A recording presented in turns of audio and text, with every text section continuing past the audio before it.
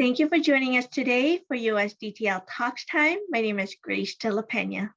Today's presenter is Dr. Joseph Jones, Chief Operating Officer with USDTL, and moderating the event will be Famita Matani. Today's topic is understanding toxicology report and confirmation, cutoffs, and the quantitative value. Without further ado, I'd like to turn this over to Dr. Joseph Jones. Thank you, Grace, and welcome to everybody to this version of ToxTime. Let us get started. So today's presentation is understanding the toxicology report, confirmations, cutoffs, and the quantitative values. So in today's presentation, we're going to cover 4 objectives. We're going to talk about the importance of confirmation testing and what is screen and confirm, what does that mean? We're going to talk about qualitative versus quantitative results and what does that mean for you. We're going to talk about what are cutoff levels and why do we have to have a cutoff. And lastly, what does the quantitative result on my report mean? So the first topic that we'll cover today is this notion of screen and confirm. What is it and why do we do it? So a couple of 100 years ago, there was a man born in Spain, worked in Paris, and he was involved in a murder case, a very famous murder case, and he was tasked with coming up with the toxicology evidence for the case. And so one of the adages that he came up with is the presence of a poison must be proved in the blood and the organs before it can be considered the cause of death. So this was the first time that this notion was proposed that we know about, and it has now evolved into not different specimen types like blood and organs, but we've gotten into this notion of screening and confirming with 2 different aliquots of the same specimen. And so it's a huge advantage. And so why is it an advantage? Well, number one, it minimizes errors and sample switching. If you have an aliquot A, so an aliquot is a portion of a specimen, and it is prepared and analyzed by team A, and they screen it and you get your result, let's say it's positive for cocaine, we then go back to the original specimen and we get aliquot B. It is analyzed, prepared and analyzed by team B using a confirmation method. Now, if that result does not match the first result, we have just identified that there was a possible sample switch or an error in the first test. And so by doing this, we greatly increase the accuracy of our testing. Number 2, the accuracy is improved by using 2 different methodologies. So if we have a screen test that is one methodology and another test that is a completely different analytical methodology, if these 2 results agree, we have exponentially improved the accuracy of the test that we have performed. By careful selection of the methodologies that we use, we can dramatically increase the speed and dramatically lower the costs. Over time, the typical scenario in most forensic laboratories will be an immunoassay screen because it is extremely fast, rather inexpensive, but it's not specific enough just to be done alone. And so then we forward to a confirmation test, which tends to be much more expensive and time-consuming, but it is extremely specific. 2 completely different analytical methodologies arriving at the same results and dramatically increasing the speed and lowering the cost of performing the assay. So the next concept we'd like to cover today is qualitative versus quantitative. Exactly what does this mean? So a quantitative result is a result where we can actually report back to you a number, such as 286.3 picograms per milligram. Now, a qualitative number is an assay, comes from an assay where we are unable to give you a number. So it comes over as a P or an N, positive or negative. But why is that? So an assay where we can report the quantitative value implies that we have an extended linear range. What does this mean? So in this example, we have, let's say, calibrators or controls that we have prepared with absolute known concentrations or actual concentrations. And we run them through our test system and we get the results, which is the axis on the left, or the y-axis. And so as we can see over this extended range of concentrations, we have a very linear response in this example. However, all tests are not like that. And so some tests, when you chart this out, will look like an S. And so we have the same solutions that we tested in the previous chart, but at the lower concentrations, they all read about the same. But then near the cutoff, we get an exaggerated response, and then it kind of shallows out again. So during this period of concentrations, we're very linear, and we get an exaggerated response, which is actually a good thing. You have much more accuracy in and around the cutoff than we actually did in the previous example. Concept may feel a little foreign to someone not in the laboratory. So here's an everyday example of where a test system may not be linear throughout the desired range. So here we have like a young high school girl. She stands on the bathroom scale in the morning and she weighs 110 pounds, and the bathroom scale says 110 pounds. Now we have a young man that weighs 170 pounds. He stands on the same scale and it reads approximately 170 pounds. So far, so good. Now we have a linebacker for the Chicago Bears who weighs 250 pounds. He stands on the scale and it says 250 pounds. So far, so good. Now let's put a paperclip on the scale. It says 0, but wait a minute. The paperclip actually has weight, and we could put maybe 10 or 15 paperclips on the bathroom scale, and it would still say 0.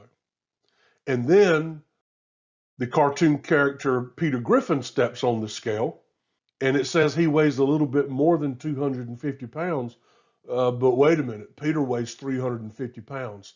So what's happening here? So let's chart this out. So we have 0 for the paperclip, we have a linear response for the young high school girl at 110 pounds, the young man at 170 pounds, the linebacker for the Chicago Bears weighing 250 pounds. But then Peter, although we know he weighs 350 pounds, the response of the bathroom scale says maybe 260, 270 tops. So what we're seeing here is that we have exceeded the range of linearity for the bathroom scale. So in conclusion on the qualitative versus quantitative results, the initial test typically has a very limited linear range, although it's very accurate around the cutoff. The further away you get from the cutoff, it's not so accurate. So if it's negative, the number is not valid. So calling into the lab and saying, hey, was there anything going on below the cutoff? You may not be getting an accurate reading at that point. So there's very limited information that you can get from quote unquote the reading below the cutoff.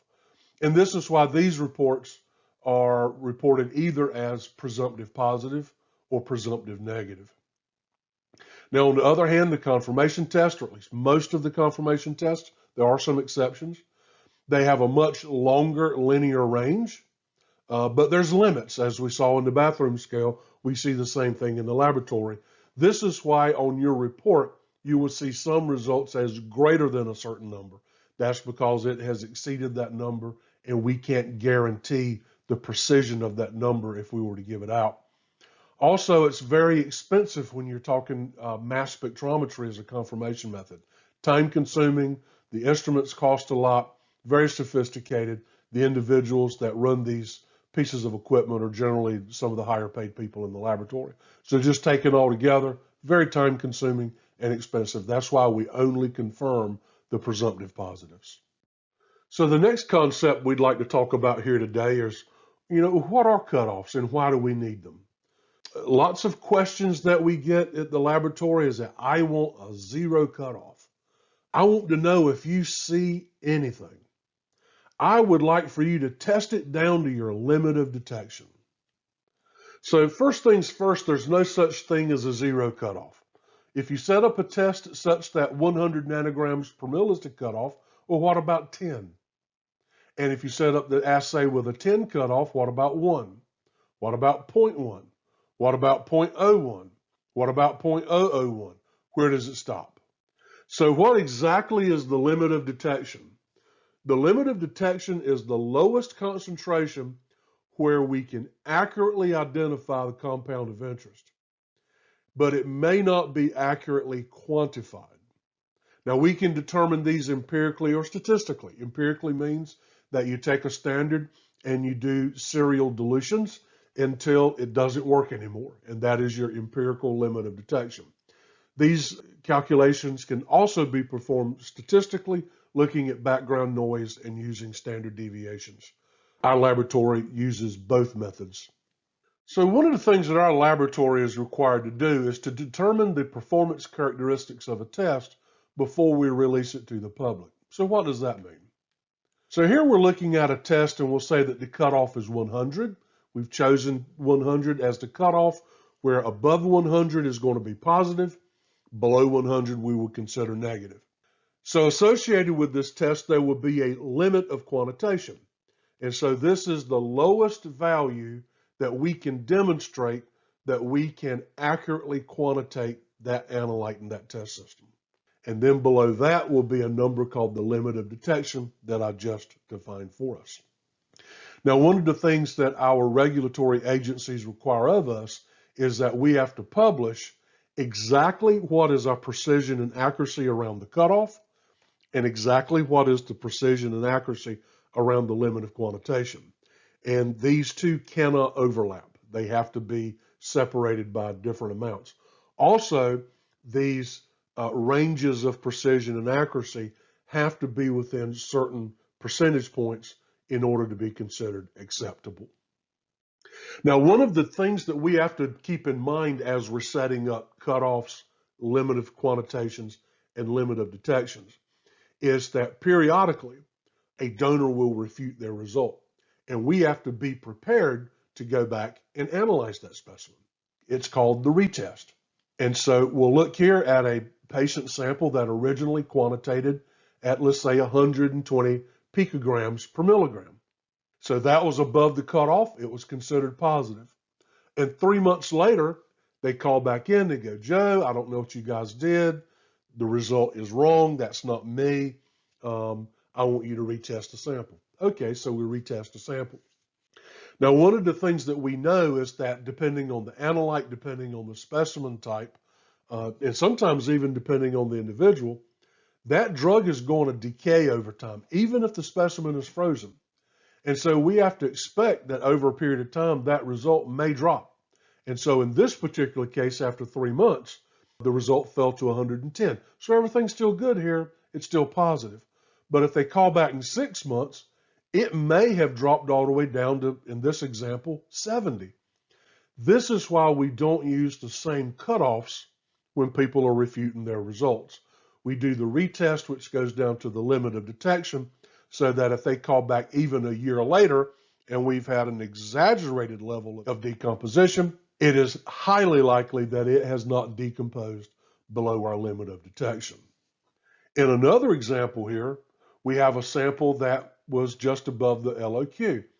And this is why we don't use the LOQ as a standard cutoff, because in a short period of time, it could drop below the new defined cutoff of the LOQ, or even after a year, now it's down below the limit of detection. And in some cases, people want us to use the limit of detection. I want to see anything that you see. So quickly, this could go down below the limit of detection. And now our professional liability insurance carrier needs to be notified, because now we've got a specimen that failed to reconfirm on retest, and the donor's going to say that the original test was a false positive, and now we're in trouble. So in conclusion, why do we need cutoffs? Well, number one, it's a regulatory requirements. We have to. It's not a choice. We have to establish a cutoff and publish that cutoff, and we have to also establish performance characteristics surrounding the cutoff and the limit of quantitation.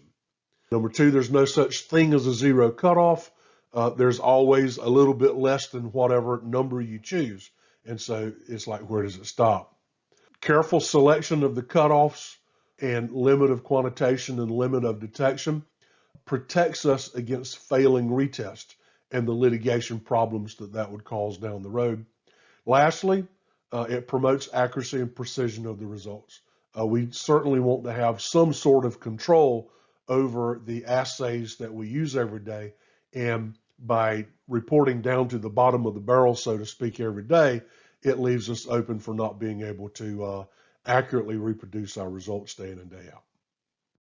So our last topic that we're going to cover here today is, what do the quantitative results mean on my report? Get these questions all the time. Does this mean the donor was taking a lot? The donor was taking it often? The donor was overdosing? Or was the donor taking this drug as prescribed, or were they abusing it?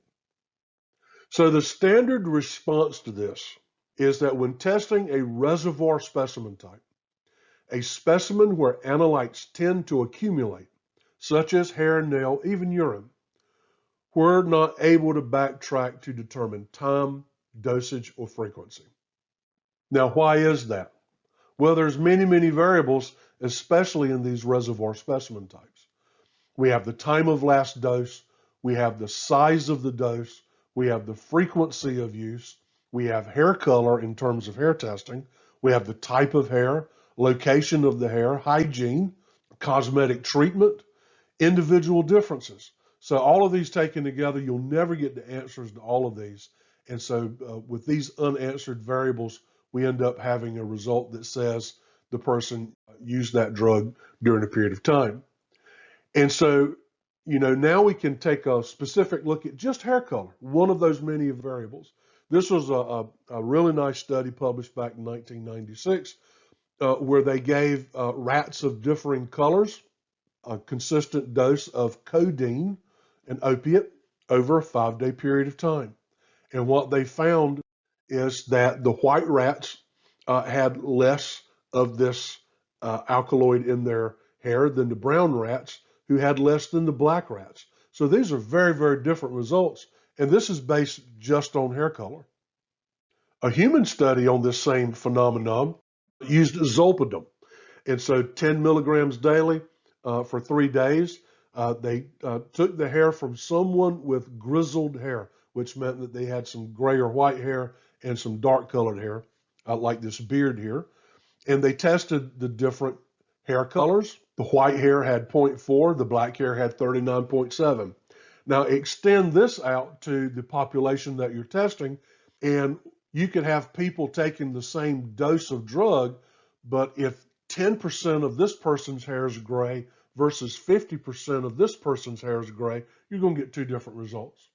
Another nice example that was demonstrated back at one of the early Society of Hair Testing meetings that I went to, each subject received a 30 milligram oral dose 3 times daily for 5 days, and then they collected hair at week 0, 4, 5, 6, and 7. They analyzed the first 1.5 inches of hair.